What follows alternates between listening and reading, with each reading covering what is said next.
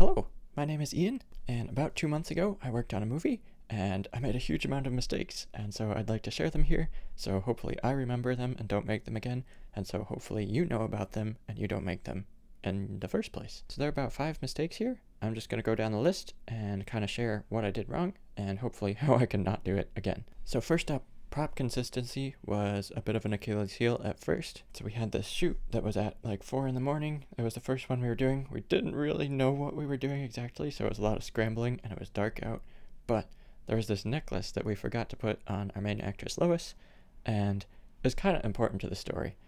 And we realized it later after we shot it. So I thought, well, I'm a visual effects artist. I can put on a CG necklace. But it ended up being a really technically difficult thing to put a CG necklace on a moving person with a moving camera at night and a flickering light source with virtually 0 tracking markers. So this is about as far as I got. It's a few seconds, and we had a few minutes of footage that I needed to put on this CG necklace.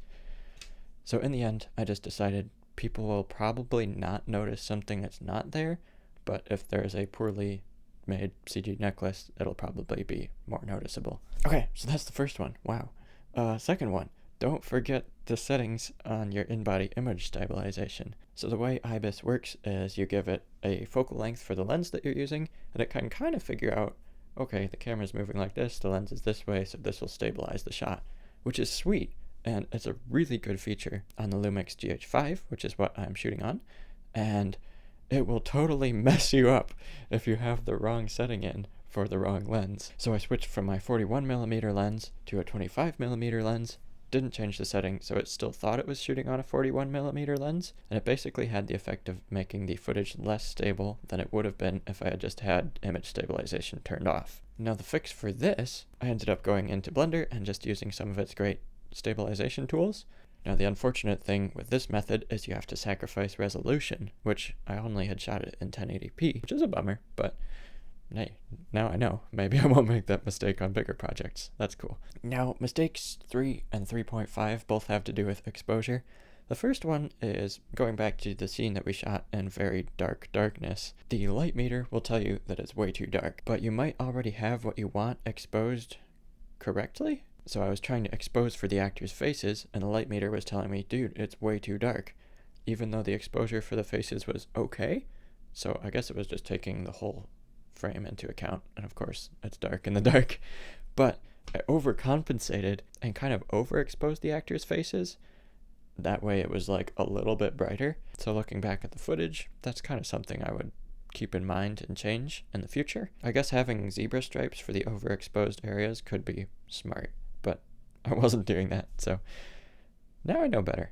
I guess the fix for that would be zebra stripes. Now mistake 3.5 also has to do with exposure. The next day, I forgot that my camera was on these really dark, beefy nighttime settings, which I probably shouldn't have had, but in the daytime, I ended up having to just crank my ND filter almost all the way down so that it was the correct exposure, even though the camera settings were incorrect, which was just a dumb mistake that hopefully I don't make again. Okay, mistake number 4, or lesson number 4, I guess is a better way to put it. So basically, tripods and gimbals are fantastic for getting smooth and stable camera movement, but when you're shooting action, it makes sense to go handheld. So the mistake I made here was we were trying to get this scene of Lois falling, and we had to do it like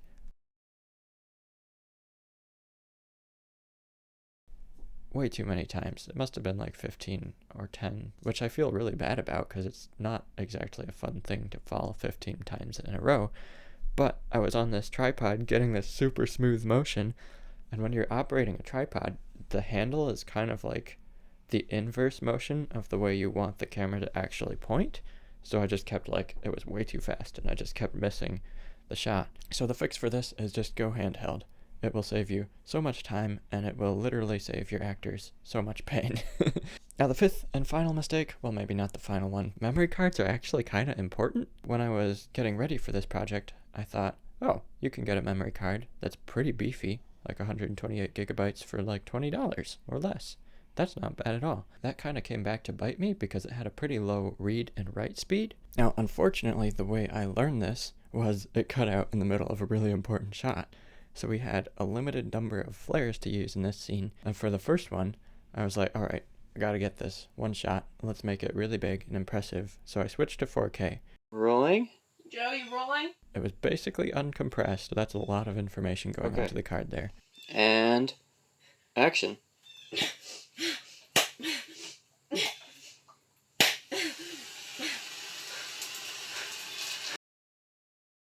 The memory card was just like, not doing this. I'm out of here, bro. So that was one of the more painful ways to learn that lesson. But now I know.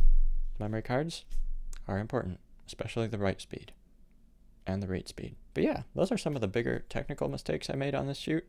I know a lot of you folks are probably more focused on visual effects, and I have so many visual effects tutorials coming from this. I'm so excited to share those with you. But in the meantime, I'd like to share this little shot with you. It's actually completely CG, and I made it to kind of match up with the set that was real. And it's a little bit difficult to notice, but as this flare starts to come around the corner, you can actually see smoke kind of going out in front of it from the flare. And this smoke is actually just an asset that I pulled from my collection of seamless looping smoke elements, which, incidentally, are completely free, and you can get them in the link in the description. But other than that, if you're interested in watching another video on dumb mistakes that I've made, there's one of those right here.